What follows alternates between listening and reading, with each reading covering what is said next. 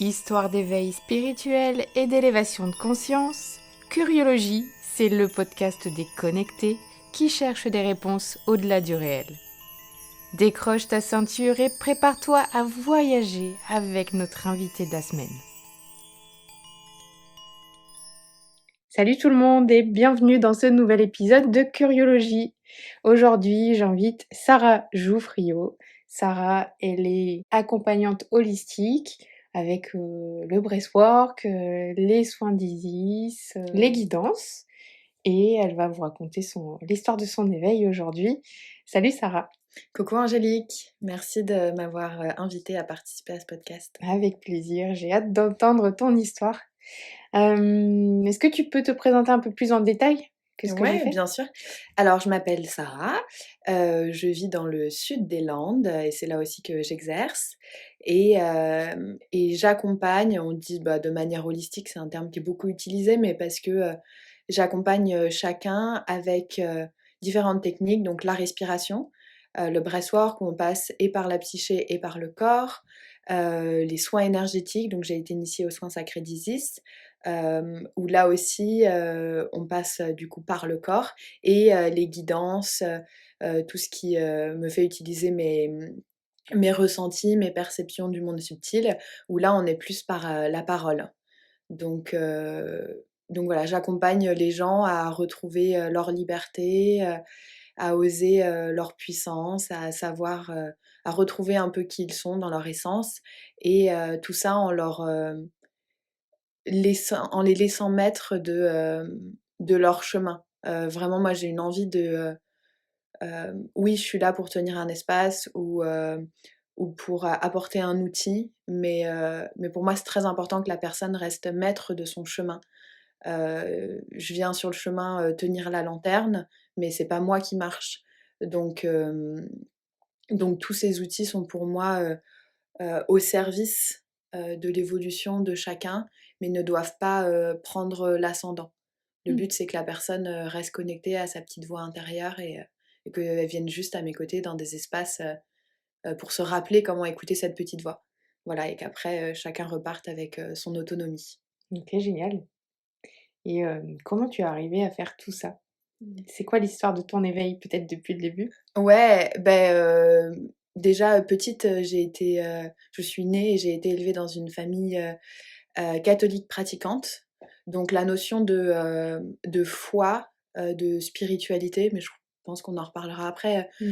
de foi, de spiritualité, de la notion de divin, de quelque chose heu, de l'amour, de quelque chose qui a créé ce monde, a été, présent depuis mon enfance, même si c'était heu, dans le cadre de l'église, donc quelque chose de très différent qu'est ma foi, actuelle. Mais je pense que ça a déjà mis une petite graine, tu vois? De ce que, du regard que je pouvais porter sur le monde, même du rapport à la prière, qui est encore très présent maintenant, que ça soit l'intention ou envoyer de l'amour. Ce rapport à la prière, il était, présent dans mon enfance, donc avec des parents où, c'était des conversations qu'on avait, facilement.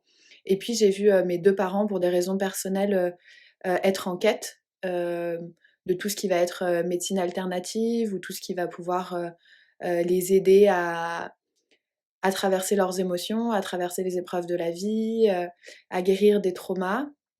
Donc pour moi, c'était fréquent, même dans mon adolescence, d'avoir, le livre comme Les 4 accords Toltec. J'ai dû le lire, j'avais 16 ans, Le pouvoir sur la manifestation et cetera aussi.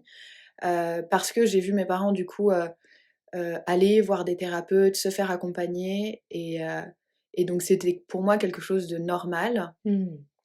Des conversations que j'aimais beaucoup, j'ai toujours aimé être à table avec, les grands et écouter des vraies conversations de vie et je pense que ça m'a beaucoup, nourrie et enrichie au niveau de mon regard et donc cette spiritualité, elle a continué à être, nourrie par tout ça, avec mes premières expériences de quand je lis, La loi de l'attraction, me dire, comment je peux, manifester, et je m'avais manifesté, une voiture, telle que je la voulais, une Twingo bordeaux avec un toit qui s'ouvrait et j'avais eu cette voiture-là sans en parler à mes parents.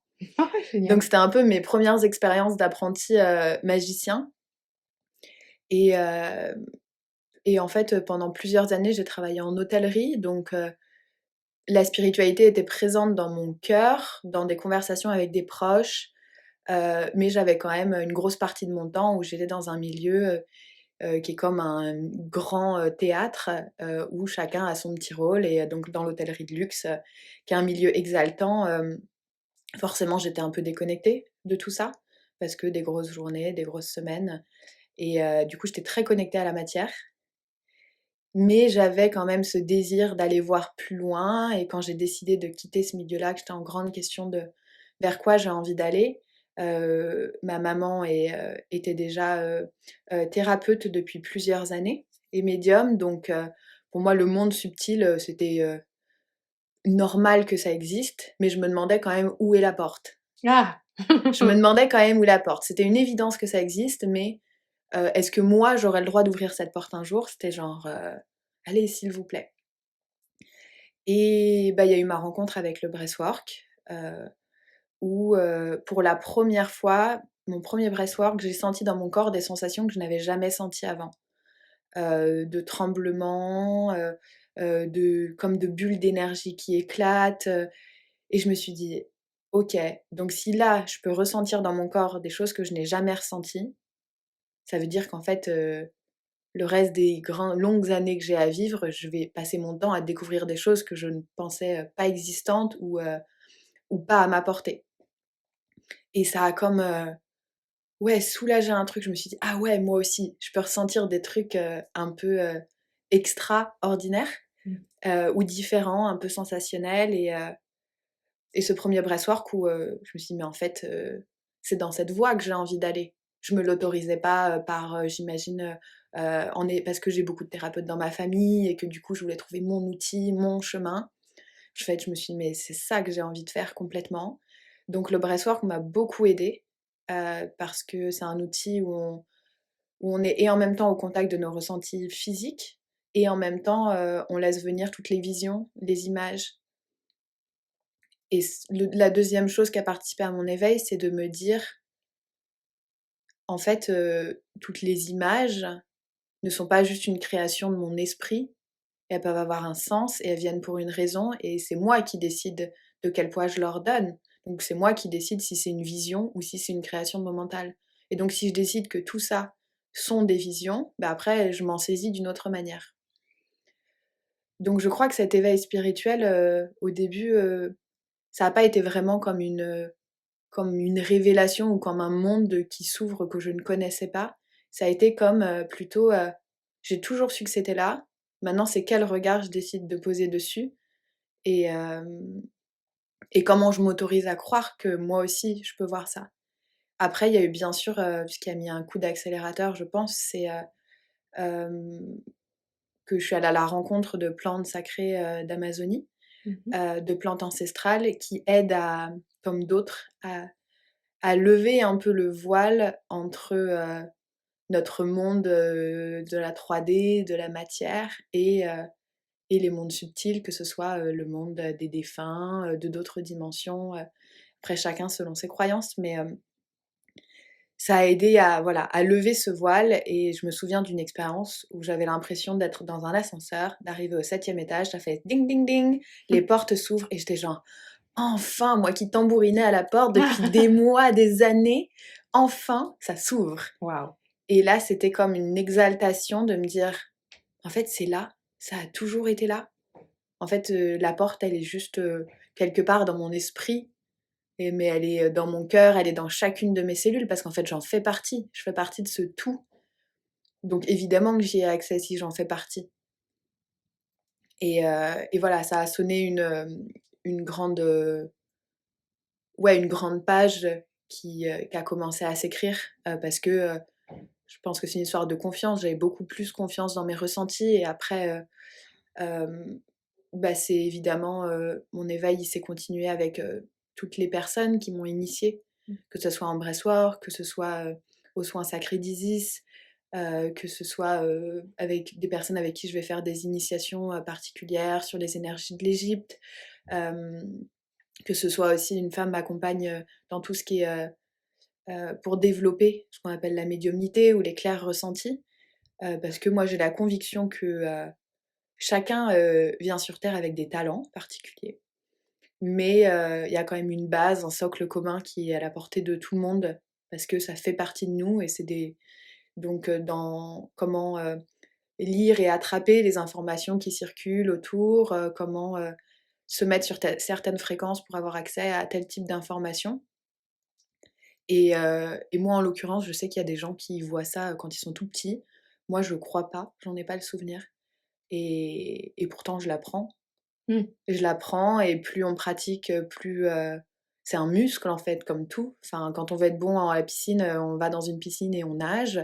Bah, quand on veut, apprendre à faire confiance à ses ressentis, bah, on s'exerce et on s'autorise à se planter et on recommence et on affine et on voit à quel moment c'est notre mental, à quel moment c'est des ressentis et puis à force de tester et de dire des choses à des gens et qu'en retour, ils me disent: «Ah ouais, c'est carrément ça», tu te dis: «Bon, OK, donc c'est bien des vraies informations que je perçois et peut-être que je les ai toujours perçues». Sauf que, bah, avant, je me disais: «Ah, c'est une pensée». C'est ça. Donc je trouve que ça fait une grosse différence. Ouais, on croit que c'est notre mental et en Ouais. fait, c'est notre intuition. Bah oui, c'est ça. Mmh. Donc après, je pense qu'au final, entre notre mental et nos intuitions, on devrait plutôt se dire: «Quand est-ce que c'est la voix de nos peurs et quand est-ce que c'est la voix de notre intuition?» Parce qu'au final, que ça soit l'un ou l'autre, c'est toujours, nos guides, notre âme ou notre cœur, notre corps qui cherchent à nous parler. Mmh. En fait, Donc c'est vrai qu'il y a plein de gens qui sont connectés, mais en fait qui s'autorisent pas à croire que ça vient d'autre part que de leur tête. mais bien sûr, pour moi, un peintre qui se met devant sa toile et qui crée une œuvre de génie, bah, en fait, cette connexion, cette créativité, c'est quelque chose il s'ouvre à recevoir quelque chose de plus grand. Mais comme quand on rencontre quelqu'un, amoureusement, bah, c'est qu'on est porté, par une énergie qui nous amène à ça, même amicalement, même, quelqu'un, moi je dis toujours enfin et je pense que c'est le monde vers lequel j'ai envie qu'on aille. Pour le moment, j'ai cette étiquette de thérapeute que je trouve très intéressante à explorer, mais je sais que je reviendrai un jour aussi à réouvrir la porte de l'hôtellerie parce que d'une autre manière, mais que c'est hyper important pour moi. Et je rêve du jour où, nos boulangers seront magnétiseurs et ils mettront des belles énergies dans le pain et les fleuristes, seront, connectés à l'âme des plantes. Enfin, tu vois? Waouh! Ou un vétérinaire, il fera de la communication animale et ça l'empêchera pas d'être vétérinaire parce qu'il y aura toujours besoin des vétérinaires, mais il aura cette sagesse de comment, je rentre en lien et voilà, je pense que, la spiritualité, pour moi, c'est qui on est, tu vois? C'est ce qui fait ce monde.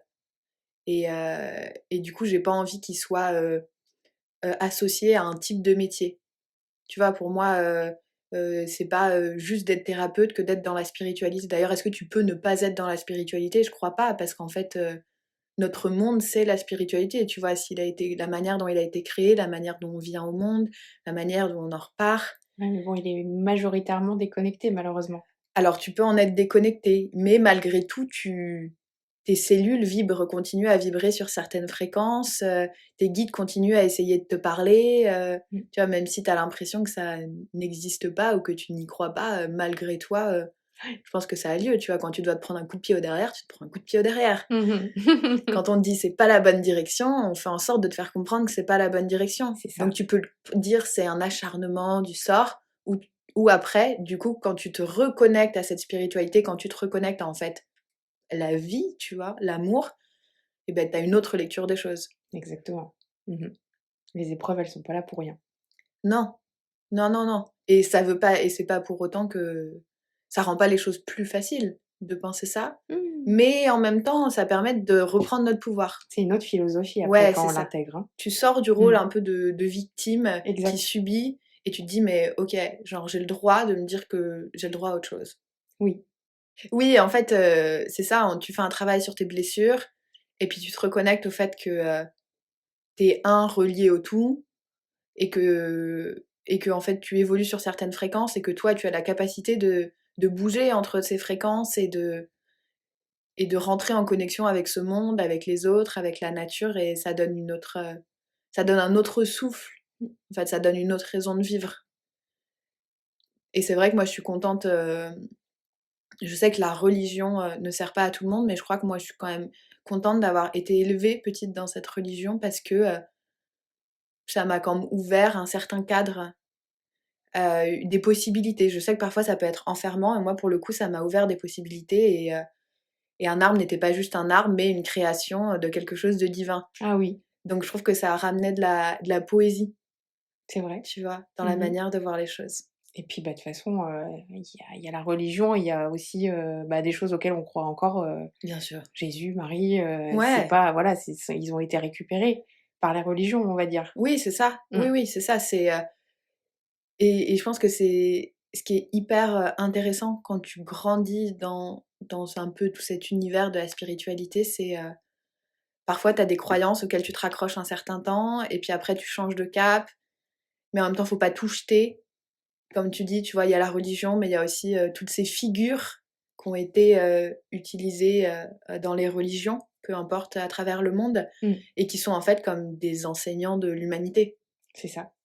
Au final, la Bible, c'est aussi, des enseignements, j'ai toujours vu comme ça, hein. C'est un support en fait à c'est un support à réflexion. Ça Mmh, ouvre des conversations. c'est Un peu ça. comme ce qu'on est en train de faire là, tu vois? Le Ouais. fait que tu m'invites, fait que je viens parler de moi et en même temps on parle aussi de tout ce qui nous relie. Mmh. Et de philosophie, Bah ouais, bien sûr. et de manière de vivre la vie et puis il y a plein de messages cachés aussi Ouais, ouais, ouais. et ça, c'est génial. J'ai pas encore trop creusé mais j'ai envie d'aller voir les messages cachés de la Bible. Je crois que c'est, bien plus que ce qu'on imagine. Ah mais c'est sûr, tous ces personnages en fait, ces archétypes, certains qui ont existé, d'autres peut-être pas, mais chacun au final, il nous parle de facettes de nous, tu vois? De notre être. Mmh. Je le vois quand j'ai été initiée, enfin quand je m'intéresse beaucoup à ce qui est lié à l'Égypte et je pense qu'en tant que femme, ça fait partie, des un peu des pays qui intriguent, parce que la femme avait une place particulière dans l'Égypte ancienne et en fait, toutes ces déités, toutes ces déesses, nous parlent, de plein de parts de nous en tant que femmes. La mère, celle qui va détruire, celle qui va créer, celle qui va donner la vie, celle qui va protéger, celle qui est connectée à la nature et c'est là où c'est passionnant et tu retrouves un peu ça en effet dans les livres sacrés tels que la Bible. Mmh. Et qu'est-ce qui t'a amené justement à l'Égypte? Une conversation avec toi? Non? Sérieux? Heu, parce que, parce que c'était pas forcément, un sujet que j'avais creusé et une fois on a eu une conversation où tu m'as redirigée vers quelqu'un et donc du coup cette personne vit en Égypte donc et c'est elle qui m'accompagne, et qui m'a accompagnée en médiumnité, donc ça a mis comme une première pierre et puis au final, bah, c'est vrai que les soins énergétiques qui m'ont appelée, c'est les soins sacrés d'Isis, Mmh. donc forcément encore une deuxième pierre et puis encore une autre, femme qui œuvre en Égypte et qui, accompagne beaucoup les femmes. J'ai fait, pas mal d'initiations à distance avec elle, et j'aime en fait, cette vibration puisque j'ai dans ma vie d'avant, dans mon chapitre précédent, Mmh. je travaillais en hôtellerie certes, mais en fait surtout c'était un prétexte pour, vivre à l'étranger. Mmh. J'ai vécu dans une dizaine de pays. Heu et j'ai hâte de recommencer parce que ça me Mmh. manque un peu là ces dernières années, mais donc pour moi le voyage a une place, très importante dans ma vie en tant qu'être humain et donc dans une première partie ça a été le voyage, géographique et là maintenant au final, bah, quand tu fais du breathwork, quand tu t'inities aux énergies de l'Égypte, tu continues à voyager. Mmh. D'une autre manière, tu voyages enfin je voyage beaucoup à travers les rêves, je voyage donc dans mes breathwork et donc cette énergie, elle est toujours là et l'Égypte, je pense, est venue un peu, ouais, nourrir cette part de moi qui aime tout ce qui est différent, hem et tout ce qui ouais, tout ce qui vient d'ailleurs, tout ce qui vient du soleil et aussi, ça fait partie des cultures comme les cultures amérindiennes qui sont encore, hem, qui ont encore beaucoup d'ancestralité. Heu, je sais qu'on parle souvent de l'Égypte ancienne, mais bah, les peuples en Égypte, vivent actuellement quand même, hem, une vie complètement différente de ce que ça a été à l'époque, d'où, les religions qui sont en place actuellement et hem et en fait, ouais, j'aime cette ancestralité, le fait que ça soit relié à aux peuples premiers. tu Mmh. vois, aux grandes civilisations qui, selon mes croyances, ont habité sur Terre, avant, heu, avant nous, Mmh. tels que les Atlantes ou tels que la Lémurie et choses comme ça et tous ces enseignements, mine de rien, qui ont vogué à travers le temps. Donc voilà, l'Égypte, m'a OK. ramenée à tout ça. Tu as pas été creusé dans les anciennes vies ou quoi? Si, un petit peu, un petit peu.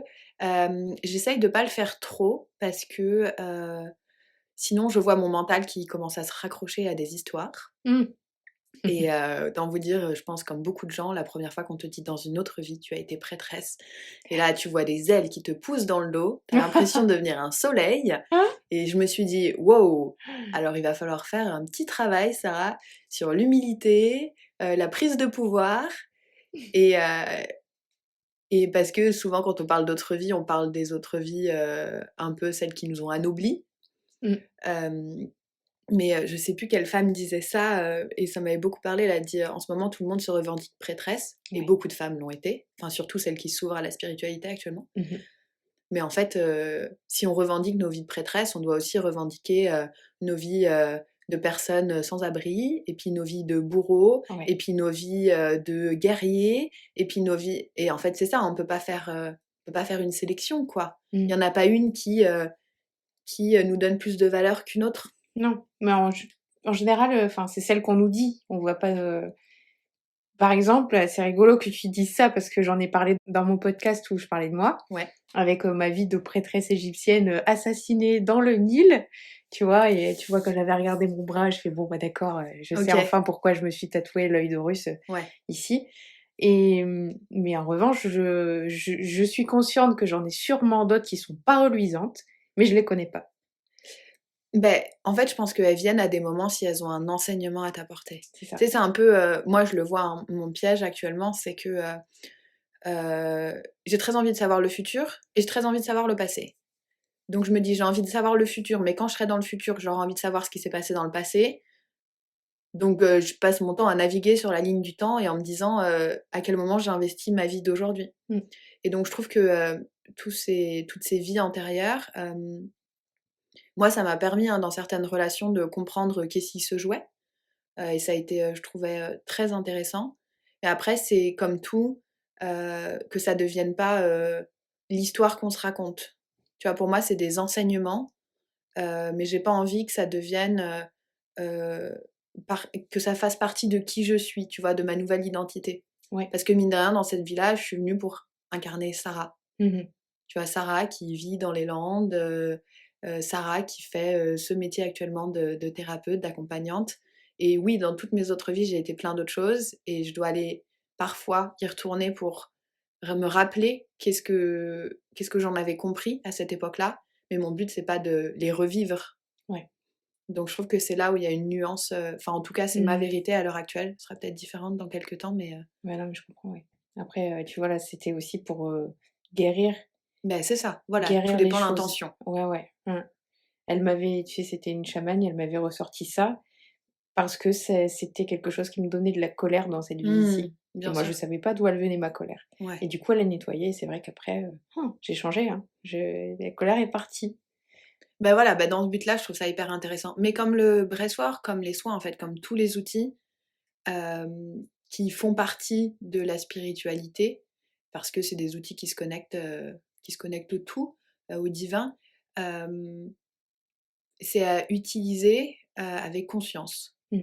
C'est-à-dire, pourquoi quelle est ma vraie demande quand je vais chercher cet outil ou quand je vais poser telle question? Est-ce que, j'ai besoin d'être confortée? Et c'est OK parfois de vouloir entendre la même chose de 3 à 4 personnes ou outils différents parce que ça nous rassure. Est-ce que j'ai besoin d'une compréhension ou est-ce que je viens flatter mon ego? Hem, ouais, je trouve que c'est hyper important de ramener de la conscience dans tout ça, sinon on peut tomber dans la consommation comme n'importe quel secteur de notre vie, en fait. Ouais, ouais, exactement. Il y en a beaucoup en ce moment qui font ça Ouais, et on peut se perdre. Ouais. ben c'est ça, je pense Mmh. qu'en fait, on a besoin d'aller tester nos extrêmes Mmh. et c'est la voie du milieu dont parle tout le monde, Et c'est comme sur les réseaux actuellement, moi je sais que j'ai eu une phase comme ça où j'étais en rejet, tout me déclenchait intérieurement et du coup, j'en parle un petit peu sur mon compte, mais je savais plus comment communiquer parce que j'étais en rejet de tout ce que je voyais. Bon, ben c'est pas forcément plus juste que d'être complètement addict à ces réseaux. Tu vois? Il faut vraiment trouver la voie du milieu, parce qu'il y a ni bien ni mal, c'est comment, je mets de la conscience dans ce que je suis en train de faire ou dans pourquoi j'utilise telle chose et comment c'est au service de ma vie et de la vie de ceux qui m'entourent. Mmh. OK, génial. Est-ce que tu as d'autres petites histoires, à nous raconter, qui t'ont je sais pas, des synchronicités ou des choses qui t'ont montré qu'il y avait pas de doute, en fait, sur ce que tu étais en train de vivre et sur ton éveil? Ouais, bah, par exemple, quand j'ai pris la décision de quand j'ai vécu ma première séance de breathwork et qu'en fait, je me suis, vue me donner l'autorisation du chemin que j'avais envie d'emprunter et et c'est quelque chose, que j'ai jamais pu remettre en question parce que c'est venu de mes tripes, en fait, c'est venu de l'intérieur. C'était pas quelqu'un d'extérieur, qui me disait: «Oh, tu devrais faire ça». C'était genre tout mon être qui me disait: «Tu vas faire ça». Et c'est pour ça que j'aime autant cet outil, c'est que c'est on se met à l'écoute de notre voix à l'intérieur de nous. Et en fait, ce que j'ai trouvé très drôle, c'est que donc j'ai pris ma décision et heu et puis quelques semaines plus tard, donc j'ai pris ma décision, un 13 juin, donc 3 mois pile avant mon anniversaire et quelques jours, semaines plus tard, j'avais rendez-vous avec un médium que je consulte une fois par an, que j'aime bien, qui me donne une vision globale, de certaines choses, et encore une fois, voilà, des choses où prendre ce qu'on a à prendre et en même temps, ne pas s'y accrocher comme une vérité unique Mmh. et il me dit tout ça. Il me dit tout ce chemin que moi je m'étais visualisé. Excellent. Et en fait, j'étais tellement heureuse parce que l'univers m'a laissé moi prendre la décision. Et en fait, ça aurait très bien pu être l'inverse où je vais d'abord voir ce gars-là et puis il me dit tout ça et puis je commence ce chemin-là, mais en fait, c'est quelqu'un d'autre qui m'a donné l'autorisation. Et non, là, c'était genre moi qui me suis donné l'autorisation et l'univers m'a envoyé le petit truc en plus pour me dire: «Oui, oui, tu as raison». C'est Et une en plus validation. c'est ça et en plus cette personne-là me dit, je savais pas du tout à quelle date j'avais pris ma décision et me dit, «Ah bah, là, depuis, tel jour, donc le 13 juin, 3 mois pile avant votre date anniversaire, vous êtes rentrés dans, telle énergie, dans le tarot et qui est, l'énergie, de la roue de fortune où on prend des décisions et on change les schémas et cetera. Et moi, Excellent. je me dis: «Mais waouh, c'est le jour où j'ai décidé de m'autoriser à emprunter ce chemin». Mmh. Donc Génial. j'ai aimé parce que la décision venait de moi en tant qu'humaine, en tant que terrienne, avec ma conscience, mes peurs, mes joies, tout. Mais il y a eu comme tous ces petits trucs autour qui sont venus, qui sont venus confirmer, qui sont venus rassurer parce que je pense que, bah, on a tout le temps enfin moi j'ai besoin d'être rassurée. Mmh. Parce que voilà, j'ai mes peurs et Et cetera, c'est ça, mais on a des grosses décisions, on prend des énormes décisions et en fait, c'est pas facile de les prendre et puis on a toujours ce petit mental qui arrive derrière la tête et qui dit: «Ah non mais, putain, est-ce que c'est bien? Est-ce que c'est juste? Est-ce que c'est bien pour moi? Est-ce que je suis pas en train de me planter?» beh, complètement. Mmh. Et ouais, on a le même médium C'est et on vrai? se connaissait pas, on était dans Non. 2 régions différentes et ça, c'est incroyable. Beh, voilà et Mmh, ça aussi j'aime. Enfin, mmh. j'aime tous ces petits trucs-là, de rencontres, il y a pas longtemps, je suis retombée sur, une fille avec qui j'étais au collège, dans un endroit à 4 heures, en voiture de là où on vivait quand on était plus jeunes et heu et je sais pas pourquoi, j'avais jamais repensé à elle et là, je la vois, en fait, je me dis: «Waouh, c'est elle, je la connais». Et elle a fait elle aussi son propre chemin et on se retrouve maintenant sur des chemins similaires Excellent. et j'aime, tu vois, tous ces trucs comme ça où la vie, où l'univers, la source, le nom qu'on veut y mettre, nous montre qu'on n'est pas tout seul, en fait et qu'il y a quelque chose de divin orchestré et je pense que ça, c'est présent chez tout le monde, mais on n'a pas appris à le regarder. Mmh. C'est ça, carrément. Et là, actuellement, je vivais un chemin initiatique avec le tarot depuis, plusieurs mois et en fait, de traverser à chaque fois une énergie différente et d'observer comment ma vie est en lien avec ça, m'a fait poser un autre regard sur mon quotidien et m'a fait encore plus voir, toutes les synchronicités, les rêves, les conversations dans les relations, je te disais tout à l'heure que on enregistre ce podcast quand je suis dans une lame qui parle de la communication, Mmh. alors que ça aurait pu tomber dans complètement, on aurait pu se dire la semaine prochaine, mais non, en fait, ça a décidé que c'était là, parce que soutenu par cette énergie, il y a peut-être autre chose qui va être capable d'être partagée en fait dans notre échange. Mmh. Et c'est là où ouais, je trouve que la magie de la vie, qui au final la magie c'est la spiritualité, c'est notre lien au tout. Et, et ouais, je trouve que ça rend la vie belle dans les moments où on perd un peu le sens de notre existence parfois. Tellement, tellement. J'adore. Et du coup, est-ce que tu as quelques petits conseils à nous donner pour, bien vivre sa spiritualité, cheminer dedans? Ouais. Qu'est-ce que j'aurais envie de dire qui est important? Parce que des conseils, il y en a plein. Moi, je vais vous partager, je pense que ouais, ce qui est pour moi important, après mon cheminement de ces derniers mois, c'est, ouvrez-vous à la magie de la vie, croyez qu'il y a plus, que ce que vous êtes capable de voir. Et c'est pas parce que vous êtes pas capable de le voir, de l'entendre ou de le ressentir aujourd'hui, que ça sera pas, différent demain.